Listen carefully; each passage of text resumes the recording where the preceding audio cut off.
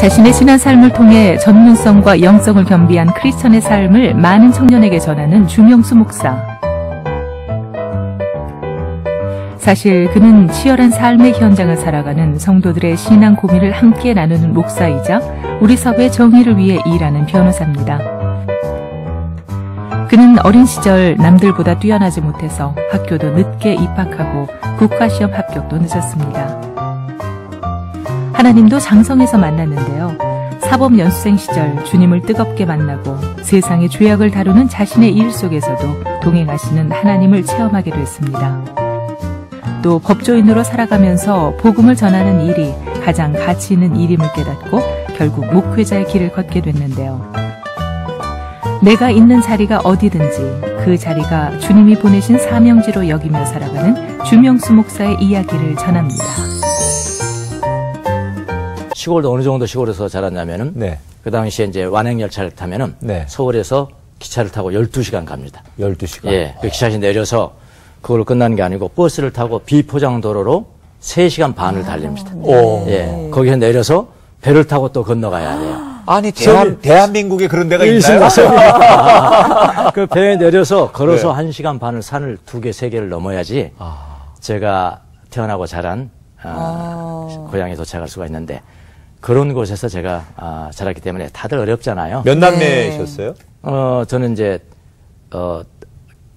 여동생이 셋이 있고 제가 하나인데 남자는 하나인데 외아들이 그렇게 자랐습니다. 그래서 어렵게 자랐습니다. 그럼 복음을 듣기가 굉장히 어려우셨을 텐데 교회가 없습니다. 교회가 복음을 들을 수 있는 원초적인 기회가 없어요. 언제 그러면 하나님을 믿기 저는 시작하셨나요? 이제 서울에 제가 이제 한 5학년 때 5학년 1학기 때 제가 서울에 올라와서 그때도 이제 복음을 몰랐었는데 언제 알았냐면은 군대를 제대하고 늦게 제대하고 복학해서 교회를 나가기 시작했는데 그러니까 벌써 25쯤 됐겠죠. 그때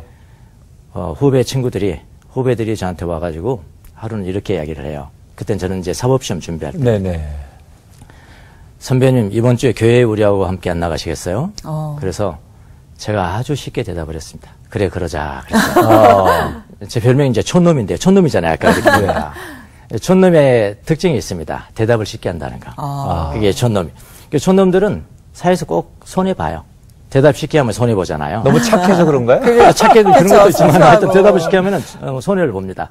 근데 교회 앞에서도 대답 쉽게 하는 게 손해보는 건 또 아니라는 거. 그렇죠. 저는 아주 쉽게 대답을 하고 교회를 나갔습니다. 그랬어요. 이제 후배들이 전도를 해서 교회를 나가게 됐는데 아주 큰 교회를 나갔습니다. 처음 저는 교회를 나가는 겁니다. 목사님 설교 끝나고 난 다음에 뭐라고 그러시냐면은 오늘 처음 나온 사람 그 자리에서 일어서 보세요. 그러는 거예요. 근데 저는 괜히 일어서면 다른 사람들이 다 쳐다볼 것 같아요. 그렇죠. 그럼 좀 창피하잖아요. 안 그래도 열등감 많은 사람인데. 그래서 처음 나온 사람이 아닌 것처럼 땅만 탁 쳐다보고 앉아 있었죠. 그랬더니 양쪽에 앉아있던 제 후배들, 저를 전도한 후배들이죠. 자기들이 일어서는 거예요. 자기들이 일어서면서 제 양쪽 팔을 붙잡고 일어서는 거예요. 같이 일어선 거예요? 강제로 일어섰죠, 제가요. 일어섰더니 목사님이 이런 말씀을 하세요. 일어서신 분들은 제가 기도하는 것을 따라서 기도하시기 바랍니다. 근데 기도를 처음 하는 겁니다. 근데 첫 마디 기도가 뭐였냐면은 하나님, 나는 죄인입니다. 그러는 거예요. 그 기도를 듣고 제가 이해할 수 있는 용어는 딱 하나가 있었거든요. 죄인이라는 겁니다. 죄인. 제가 왜냐하면 사법시험을 공부하면서 형법을 공부하고 형사정책을 공부하고 강도죄가 무엇인지 절도죄가 무엇인지 살인죄가 무엇인지 그런 거 공부하는 사람이잖아요. 죄라는 것은 제가 이해할 수가 있어서 가만히 생각해 봤습니다. 내가 죄인이란 말인가? 저는 강도죄 한 적 없거든요. 저는 살인죄를 진 적이 없거든요. 왜 내가 죄인이라는 것인가? 그러니까 기분이 살짝 좋지 않았습니다. 처음 교회 나가서. 그래서 그거는 이제 제가 못 따라서 하고요. 못 따라서 하고, 다른 거, 예수님께서 날 위해서 십자가에 못 박혀 죽으시고, 그걸 다 따라서 기도하는 거예요. 죄인이라서 기도 안 하고. 그건 안 하고, 다른 건 다 따라서 했습니다. 그거 내가 아직 알 바가 아니니까. 그때부터 제가 이제 교회를 다니기 시작했는데요. 저는 이제 한 번 한다고 그러면은 계속 한다는 그런 근성이 좀 있습니다. 네. 어릴 때부터. 어릴 때부터. 그래서 교회에 한번 난 이제부터 다닌다 하면은 계속 다니는 겁니다. 이해가 되든 되지 않든.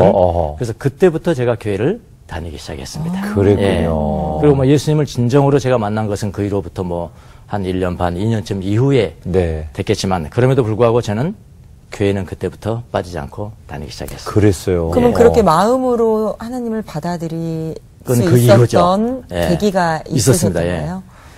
저는 그때부터 이제 교회를 열심히 다녔고, 네. 뭐 사법시험 시험 기간 중에도 교회를 다녔고, 그렇게 다니다 보니까 1년 반 이상이 지났습니다. 근데 제가 다니고 있는 교회에 어느 날 노방전도를 하는 날이 있었어요. 네. 그래서 제가 따라 나갔습니다. 또 뭐 시킨 대로 하니까요. 열심히. 너무 좋은, 아니, 이런 교인들이면 좋겠어. 저도 목사님의 목회하면서. 이걸 나가서 이제 가르쳐 준 대로 뭐 예수님이 당신을 위해서 십자가에 못 박혀 죽으셨습니다. 그렇게 하는데, 그렇게 말은 전하죠. 왜냐하면 배웠기 때문에. 네. 머리는 다 알죠. 그런데 제가 그렇게 전하는데, 제 마음속 깊이에는 무슨 생각이 드냐면은, 너는 정말로 그렇게 믿고 있느냐. 우리 모두는 죄인입니다. 하나님을 떠난 죄인입니다라고 하는데 말로는 그렇게 하는데 제 마음속에는 너는 정말로 그렇게 믿고 있느냐. 저는 노방전도 하면서 제 내면의 소리를 이제 듣게 됐습니다. 네. 노방전도 끝나고 곰곰이 집에 가서 이제 생각을 하는데 그날은 마음이 좀 이상했어요. 보통 때 뭐 기분이 나쁘다 그런 기분하고는 좀 다른 주님께서 저하고 굉장히 가깝게 계셨던 것 같아요. 네. 예. 내가 지금까지 교회 다니는 것이 무엇이냐 그걸 생각하게 됐습니다. 그때 제가 깨달은 것은 뭐냐면은 교회를 다닌다는 것과 예수 그리스도가 내 중심 가운데 믿어지는 것과는 다른 문제다라는 것을 그때 제가 이제 생각을 하면서 깨닫게 된 겁니다. 네. 나는 그러면 교회를 그냥 다니는 사람이냐 예수 그리스도를 믿는 사람이냐 믿어져야 되는 건데 네. 믿는 사람이냐 이거를 생각할 때 저는 예수 믿는 사람은 아니었고요. 그냥 교회를 다니는 사람, 네. 교회를 열심히 다니는 사람 네. 그렇게 저를 평가를 했습니다. 그때 그러면서 제가 하나님 앞에 이런 기도를 했던 것 같아요. 하나님, 교회를 그냥 다니면 안 될 것 같은데요. 예수님이 믿어져야 될 것 같은데요. 근데 하나님 저는 예수님이 잘 안 믿어집니다. 솔직하게 그렇게 속으로 주님 앞에 올려드렸습니다. 대신 하나님께서 저로 하여금 믿게 만들어 주시면은 제가 믿을 수 있을 것 같은데요. 어떻게 신앙의 본질적인 것을 제가 기도한 겁니다. 이전에는 그런 기도를 해보신 적이 없습니다. 예, 해본 적이 없습니다. 그래서 그날 저녁 예배에 주일날 저녁이니까 주일날 저녁 예배에 제가 참석을 했습니다. 목사님 설교 끝나고 난 다음에 오늘 우리가 노방전도를 했는데 하나님께서 하나님에게 은혜 달라고 우리가 동성으로 기도하겠습니다. 아, 그러는 거예요. 앞으로 나올 사람 앞으로 나오십시오. 그래서 저는 앞으로 막 달려나갔습니다. 달려나서 강대상 밑에서 무릎을 꿇었어요. 저는 그렇게 기도한 적이 없거든요, 사실은요. 무릎 꿇고 하나님 앞에 기도하려고 그러는데 입으로는 기도가 하나도 안 나오는 거예요. 네. 그러나 제 마음속에는 간절합니다. 하나님, 정말로 예수님께서, 정말로 내가 죄인입니까? 예수님이 내 죄를 위해서 십자가에 못 박혀 죽으신 것이 사실입니까? 예수님 부활하시고 다시 오실 것이라는데 그게 정말 팩트입니까? 사실입니까? 그냥 철학이 아니고. 그거를 기도하려고 하는데 입으로는 기도가 안 되는 거예요. 그러나 마음속에는 간절합니다. 하나님 중심을 보시잖아요. 예. 아, 그렇게 마음속으로 끙끙 주님 앞에 올려드리는데 아, 저에게 정말로 기적이 일어난 겁니다. 주님이 기도를 응답해 주셔서 어떤 기도를 응답해 주셨냐면은 예수님이 믿어지는 기적. 믿어지고 어느 순간에 아, 죄라는 것이 뭐냐? 아, 창조자이시고 전능하신 하나님과 떨어져 살아가는 거. 관계없이 살아가는 거. 너 혼자 잘났다고 살아가는 거, 그게 죄다. 라는 것을 지금 보면 이제 성령님께서 깨우쳐 주신 것이겠죠. 네. 그게 믿어지기 시작하는 거예요. 그 예수님께서 십자가에 못 박혀 죽으신 것은 그 하나님과 이 죄인은 영원히 지옥에 갈 수밖에 없는 죄인을 연결시켜 주기 위해서 십자가에 못 박혀 죽으시고 부활하셨다라는 사실이 믿어지는 거예요. 뭐 믿음이 걸어오는 것 같아요. 음흠. 저는 받으면 되는 거죠. 네. 그래서 믿음을 선물이라고 그러는 것 같아요. 그쵸. 예. 믿어줘야 되겠더라고요. 네, 그러네요. 아무리 내가 믿으려고 노력해도 안 되는데 하나님이 믿어주게 해주시니까 너무 쉬운 거예요. 믿어주면 믿어야 되잖아요. 그렇죠. 아멘, 아멘 하겠죠. 그때 막 눈물이 터지기 시작하는데 저는 진짜 울어본 적이 없거든요. 왜 웁니까 인생을. 10년만 커가고 그런데 제가 국민학교 5학년 1학기를 중퇴생입니다. 중학교는 들어가 본 적도 없습니다. 네. 그 상태에서 고등학교를 들어갔거든요. 그래서 난 출세하겠다고 생각하고 사법시험을 준비하고 네. 사법시험을 합격하고 그러니까 얼마나 의지력이 크겠어요. 네. 근데 일상에 저를 울려볼 수 있는 종교도 없었고 철학도 없었거든요.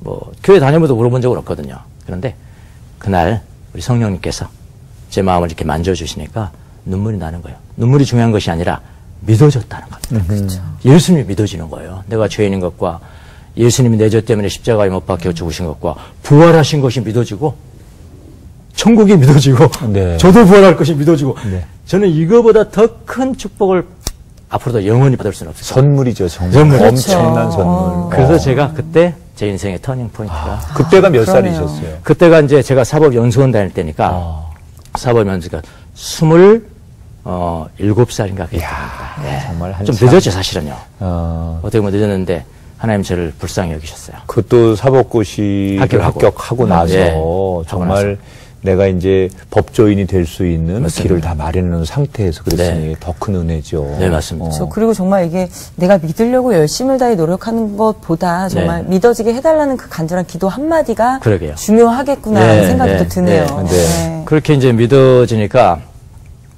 이제 그때 이제 제가 13기입니다. 네. 13기생이 굉장히 유명한 사람들 많잖아요. 네, 뭐 국무총리도 나왔고 다. 그때는 12기는 150명인가 뽑은 때예요. 네. 근데 우리부터 300명을 뽑은 거예요. 아, 그러니까 다 임용이 안 되는 거예요. 네. 네. 판검사로 임용이 안 될 때, 뭐 공부도 열심히 해야 이제 판검사가 돼야 되는 때. 근데 저는 임용 받기 전에 예수님이 저를 만나버렸어요. 지금 그러면 좀 더 늦게 만났더라면 제가 더 열심히 더 좀 놀고 좀 그랬을 것 같은데. 아니, 정말로 그때 정말 하나님을 만난 게 늦었다고 하셨지만 제가 볼 때는 가장 적절할 때 네. 하나님께서, 네, 하나님께서 조금 또- 더 일찍 어릴 때 만나 주셨으면 좋았겠지만 네. 가장 중요할 때 네. 하나님께서 목사님을 만나 주신 거라는 생각이 네. 드는데 법조인의 길을 걸으셨어요. 처음에는 언제 법조인이 되겠다라는 꿈을 꾸셨어요. 저는 법조인 되겠다는 꿈을 꾼 적은 어릴 때부터는 아니에요. 네. 사실은요. 이제 고등학교 졸업을 하면서 그때부터 이런 생각을 했어요. 아, 나는 그야말로 지금 요즘은 이제 흑수저라는 용어가 있잖아요. 네네. 그야말로 흑수저로 살아가는데 이 조금 금수저가 될 수 있는 길은 이 고시를 합격해야 되는 것이다. 단지 저는 그겁니다. 네. 그 무슨 뭐 정의를 위해서 간 것도 아니고요. 가난한 자를 위해서 뭐 법조인 되려고 한 것도 아니고 처음에는 법조인이 되고 싶은 부모님이 되라고 한 것도 아니고. 예, 그건 또 아니고 저는 네. 그냥 출세를 위해서 스스로. 세상의 출세를 위해서 네. 돼야 되겠다라고 생각하고 법조인이 됐습니다. 네, 네. 그런데 그런 마음까지도 나중에 보니까 하나님께서 그대로 받으시면서 이 법이라는 어떤 전문성을 하나님의 나라를 위해서 나중에 다 사용하여 주시더라고요. 네. 예. 근데 이게 일을 하는 곳이 범죄자들을 만나는 곳이잖아요. 그렇죠, 예. 근데 그리스도인으로서 뭔가 일과 나의 신앙 사이에서 갈등이 좀 있을 수밖에 없는 직업일 당연하죠. 것 같거든요. 당연하죠. 예.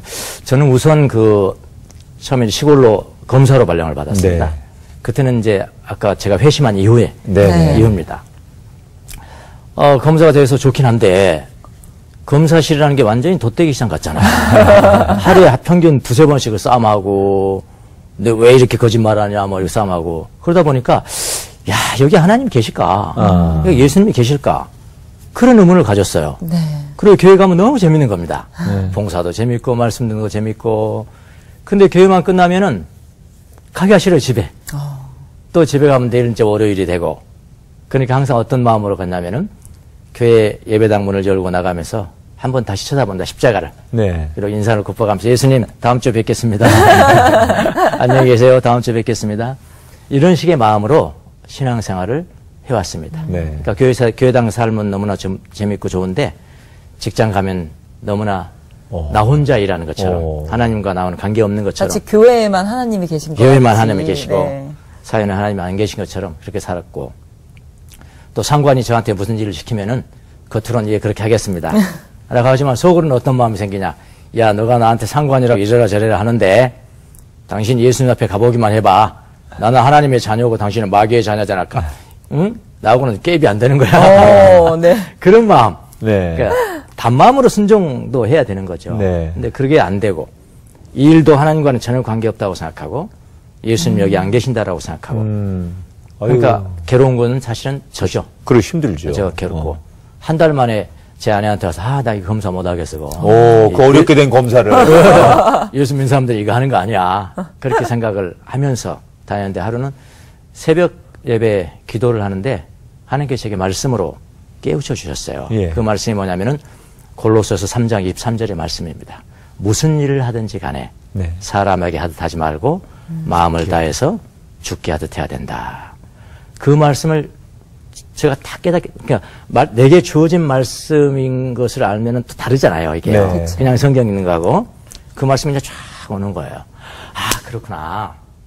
주님은 어디든지 계시는 거야. 하나님의 자녀가 가는 그 어디든지 계시는 거야. 그 믿음을 가지고 출근했어요, 아침에. 네. 그러니까 어제하고 똑같은 장소, 똑같은 시간, 똑같은 지위로 출근하는 겁니다. 그런데 아침에 검사실에 가서 의자에 다 갔는데 예수님이 저와 함께 앉으시는 거예요. 어떻게 봤냐고. 믿음의 눈으로 보이더라고요. 네. 예수님이 함께 다 앉으시는 거예요.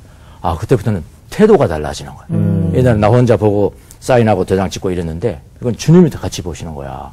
그게 믿음이 오니까요. 다시 한번 봐야 되고 다시 한번 돼요. 이렇게 그때도 제가 좀 변화되는 과정이 좀 있었습니다. 그러네요. 거기가 천국이죠. 그러네요, 예. 진짜. 그래서 예수님 안에는 성과 속의 구별이 없다는 거. 네. 그때 이제 신앙이 한 점핑이 이제 있던 네. 그런 때가 저한테는 있었습니다. 검사 재직을 몇 년 하셨죠? 저는 한 4년 하고요. 4년 하셨어요. 4년 하고 검사하면서 신학교를 다녔어요. 네. 그러셨구나. 네. 그래서일까요? 검사 시절에 죄수들에게 복음을 전하는 네, 걸로 유명하셨다고. 유명하셨죠. 네. 네. 혹시 전도하신 분 중에 좀 기억에 남는 분 기억나는 있으실까요? 사람 있죠. 네. 예. 많은 사람들에게 제가 복음을 검사가 복음 전하기가 참 좋습니다. 왜냐하면은 죄수들이 오면은 검사님 나 죄인입니다. 내 죄를 용서해 주세요. 그러니까 죄인이라는데 복음 전하는 게 최고잖아요. 그러네요. 인정하는 네, 거니까. 그럼 저는 그렇게 이야기해요. 난 당신의 죄를 용서해 줄 수 있는 능력이 없는 사람입니다. 당신의 죄를 용서해 줄 수 있는 능력이 있는 분을 제가 한번 소개시켜 드릴게요. 저는 검사실에 전단지가 이렇게 있었습니다. 전단지를 꺼내서 복음을 전합니다. 네. 근데 뭐 10명 전하면 9명은 듣는 척 하는 거죠, 사실은요. 네네. 예, 안 들으면 불이익 당할까봐. 근데 가끔가다 한 사람씩은 검사실에서 복음을 영접하는 사람들이 있거든요. 네. 제가 복음 전해서 목사 된 사람도 있거든요. 예. 하루는 지방에서 이제 검사를 하는데 죄수들은 남자가 그때는 훨씬 많았어요.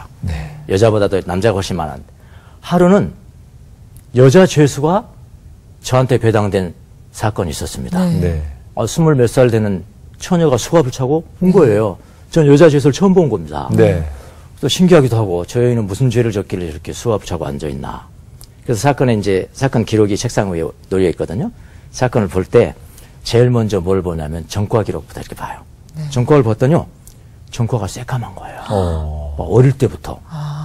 절도, 뭐 강도, 뭐 수수절도 뭐 이런 식으로. 그래서 가족 관계를 딱 봤어요. 봤더니 고아처럼 살았더라고요. 죄명을 봤더니 그때 제가 지금 기억하기로는 최소한 15년 교도소에서 15년 살아야 되는 네. 교도소에서 15년을 살아야 되는 그런 중죄인 겁니다. 그러네요. 그 사실을 알고 그 여인을 다시 보니까 너무도 불쌍한 거예요. 네. 저 여인이 15년 동안 교도소 안에서 있다 보면은 어떤 사람이 될고 생각하니까 너무 불쌍한 거예요. 근데 그렇게 불쌍한 마음을 들으면서 제 마음속 깊이 뭐냐면 무슨 생각이 드냐면은 너가 저 여인에게 소망을 주어라. 그런 생각이 드는 겁니다. 소망은 예수 그리스도잖아요. 그래서 여인을 불렀습니다. 네. 여인이요. 당신의 문 소망이 없죠? 제가 말이죠. 당신에게 소망이 될 수 있는 분을 한 분 소개시켜 드릴게요. 그래서 전단지 꺼내가지고 복음을 전하기 시작했어요. 네. 죄가 무엇이고 예수님이 누구시고 믿음이 무엇이고 용서가 무엇이고 이렇게 전하는데 이 여인이 그냥 머리에 불이 켜지는 것 같아요. 제 그 복음을 듣고 난 다음에. 다 듣고 난 다음에 뭐라고 그러냐면, 검사님, 나 이런 거 처음 들었는데요? 처음 들었는데요? 어떻게 하면 됩니까? 그래서 제가 저를 따라서 예수님을 영접하는 기도를 합시다. 그러는 거예요. 그래서 성경을 놓고 그 여인이 손을 얹고 제 손을 얹고 제가 먼저 기도하면은 자기가 따라서 기도하는 겁니다. 예수님 영접 기도를 하는데 그 기도를 하는데 이 여인이 막 흐느끼기 시작하는 거예요. 거기서 막 눈물을 막 떨어뜨리고 한번 연상 한번 해보세요. 현직 검사실입니다. 현직 검사가 복음을 전하고 여인은 울고 있고 검사는 저는 기분 좋고요. 근데 제 이제 부하들이 있을 거 아닙니까 검사실에 부하들이 저를 다 쳐다보는 거예요. 그러니까 그들은 그런 것 같아. 안 믿는 사람들이니까 완전 우리 검사 이거 어떻게 됐구만. 예, 이상한 사람이구만. 뭐 그러나 저러나 복음 전하는 게 부끄러운 일은 아니잖아요. 예, 예수님이 부끄러운 십자가를 지셨죠. 우리 죄 때문에. 그분 전한 건 부끄러움이 아니죠. 그래서 제가 그랬죠. 여인한테. 자, 그러면 영접 기도를, 이런 이야기, 영접 기도를 하고 난 다음에 제가 당신을 위해서 일주일에 딱 한 번 30분을 내가 시간 넣어드릴게요. 라고 성경 공부합시다. 30분을 시간, 더 이상은 제가 시간이 없어서 안 됩니다. 그랬더니 여인이 정말로 그렇게 해주시겠어요? 그러는 거예요. 그래서 그때부터 검사실에서 제자 훈련이 시작됐다는 거 아닙니까? 근데 여인이 뭐 성경 가르쳐주고 또 암송 외우라면 암송 잘해오고 숙제 잘해오고 얼마나 잘해온지 몰라요. 하루는 뭐 공부한 날이 아닌데 저를 면담을 좀 하고 싶다고 연락이 온 거예요. 그래서 데려오라고 그랬죠. 왔어요. 아니 공부한 날이 아닌데 왜 왔습니까? 그랬더니 그 여인이 그러는 거예요. 검사님에게 꼭 드릴 말씀이 있어서 왔습니다. 그게 뭔데요? 그랬더니 그 사건이 조직 깡패에 관련된 사건이었거든요. 그게 뭔데요? 그랬더니 검사님 제가 예수 믿고 난 다음에 깨달은 것이 한 가지가 있습니다. 뭘 깨달았는데요? 예수 믿는 사람들은 거짓말하면 안 된다는 걸 깨달았습니다. 그러는 거예요. 그래서 그럼요 거짓말하면 안 되죠. 그랬더니 여인이 뭐라고 그러냐면 검사님 지난번에 이 사건에서 조직깡패 두목 못 잡으셨죠? 그러는 거예요. 근데 못 잡았죠. 당신도 아니라고 그랬잖아요. 그랬더니 뭐라고 그러냐면 검사님 걱정하지 마세요. 내가 그 조직깡패 두목 찍어줄게요. 두목을 찍어주더라니까요. 그거 제가 잡아드렸다니까요.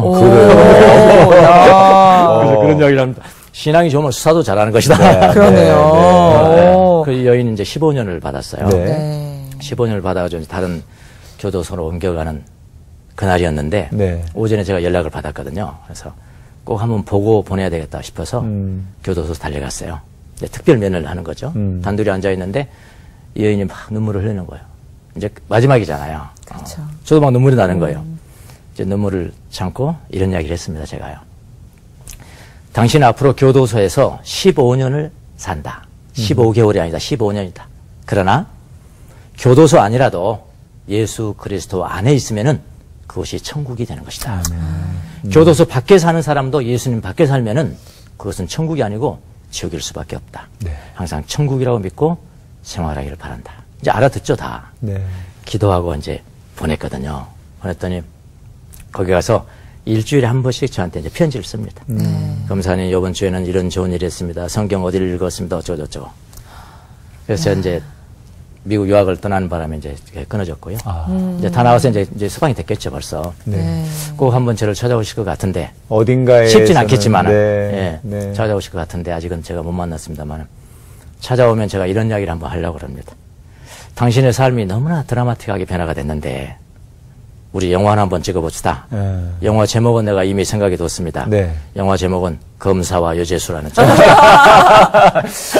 러브 스토리는 아닌 것 같아요. 하나님의 러브 스토리. 그렇죠. 아니 어딘가에 혹시 이 방송을 보고 계실 수도 있고 또 이런 소식을 전해 들으실 수 있을 텐데 신앙생활 잘하고 있을 거예요. 뭐 그런 지금 얘기 들으면서 정말 잘하실 수 있을 것 같고 꼭 한번 그분이 우리 목사님을 찾아와서 그때 만났던 주님의 이야기 그리고 그 이후에 주님과 얼마나 아름답게 살아가는지 많은 또 어려움이 있었겠지만 그렇겠죠. 그 신앙의 뿌리를 지키려고 애쓰시는 모습들을 또 한번 또 대중들에게 그럴 수 있을 것 같아요. 소개했으면 참 좋겠다 생각이 듭니다. 그러니까요. 그때 되면 또 나오겠습니다. 그러면 그렇게 이제 검사 시절에 참 복음도 열심히 전하시고 그러시는 과정 속에 지금 얘기 들어보면 그 검사가 아니라 거의 목회자 수준이셨거든요. 그러니까요. 네. 그러면 그런 계기를 통해서 난 자연스럽게 목회자가 되는 게 낫겠다 생각하시고 목회자 길을 걸으신 겁니다. 아니에요. 아니에요. 전혀 아니고요. 전혀 아니고 이제 그래 예수님을 영접하고 이제 그때는 뭐 그야말로 초신자죠. 검사할 때도 불같은 그런 신앙을 가졌지만은 회심한 지 얼마 되지 않은 상태인데 가만히 보니까 제가 성경에 대해서 너무나 모르고 있는 거예요. 그야말로 신학이 없는 거, 신학이.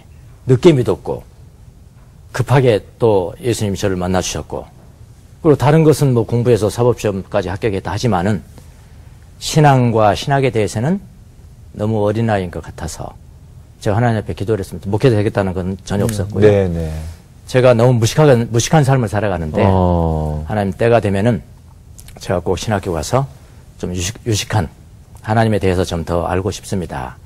이렇게 기도를 했는데 1년 반 만에 서울로 발령을 받은 거예요. 예. 네. 서울로 발령받았는데 다른 동료들은 전화해가지고 너 무슨 백이 있냐 막 이렇게 여기서 제가 속으로 하나님 백이라고 이렇게 서울에 와서 이제 목사님한테 제가 야간 신학교를 좀 다니고 싶다. 그래서 알아봤더니 그 주간에 마감이 되는 그런 신학교가 있어서 그때부터 제가 검사하면서 야간 신학교를 다닌 겁니다. 네. 야간 신학교를 다니고 또 뭐 변호사 함자 신학교 다니고 이렇게 하다 보니까 주위에서들 신학교 나면 목사 안수 받아야 되는 거야. 그래서 제가 또 목사 안수를 받았어요. 그러니까 뭐 특별한 소명감이 있어서 받은 건 아니었고요. 네. 사실 이제 지나다 보니까 지나온 데 과거를 이렇게 돌아다 보니까 하나님의 인도하심과 발자국이 거기에 있다는 것을 제가 믿음으로 받아들이는 거죠, 사실은요. 근데 이렇게 얘기를 듣다 보면 우리 목사님 굉장히 바쁘실 것 같다는 생각이 들어요. 일도 하시면서 또 목회도 하면서. 그러면 내 스스로 이제 목사님들도 좀 쉼의 시간이 필요하고 재충전의 시간들이 필요하잖아요. 맞습니다. 우리 목사님께서는 어떻게 그 시간들을? 저 같은 경우는 이제 1년에 한 분기별로 한 1박 2일, 2박 3일 또는 3박 4일 정도 이렇게 조용한 수도원 같은 데 가서 침묵 기도를 하나님 앞에. 왜냐하면 처음에 제가 이제 목회자가 되고 난 다음에 어느 이제 부흥 세미나를 갔는데 외국에서 오신 목사님이 강의를 너무 잘하시는 거예요. 그 많은 젊은이들 앞에서 너무 멋있어 보였어요. 네. 너무 멋있어 보여서 하나님 나도 저렇게 되게 해주면 안 돼요? 그렇게 이제 기도를 한 거예요. 네. 많은 사랑 앞에 서고 싶습니다. 그랬더니 나중에 그렇게 됐어요. 10년 후에 그런데 10년 후에 코스타 강사로 전 세계 다니면서 그렇게 돼 있더라고요.